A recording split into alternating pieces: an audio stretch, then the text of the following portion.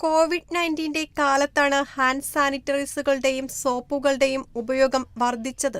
സാനിറ്റൈസറുകളുടെ വിൽപ്പന കൂടിയതോടെ പുതിയ ബ്രാൻഡ് സാനിറ്റൈസറുകളുടെ ഉൽപ്പാദനം ആരംഭിച്ചിരുന്നു. എന്നാൽ അണുനാശിനികളിൽ അടങ്ങിയിരിക്കുന്ന രാസവസ്തുക്കൾ തലച്ചോറിലെ കോശങ്ങൾ നശിപ്പിക്കുമെന്ന് പഠനം തെളിയിച്ചിരുന്നു. മനുഷ്യനിലെ അവയവങ്ങൾ വളരുന്ന ഘട്ടങ്ങളിലാണ് ഇത് കൂടുതലും സംഭവിക്കുന്നതെന്നായിരുന്നു കണ്ടെത്തൽ. തലച്ചോറിൽ നിന്നും സിഗ്നലുകളെ ശരീരത്തിലെ വിവിധ അവയവങ്ങളിലേക്ക് കൈമാറും. എന്നാൽ രാസപദാർത്ഥങ്ങളുടെ സാന്നിധ്യം ഈ പ്രവർത്തനത്തെ തടസ്സപ്പെടുത്തുന്നു.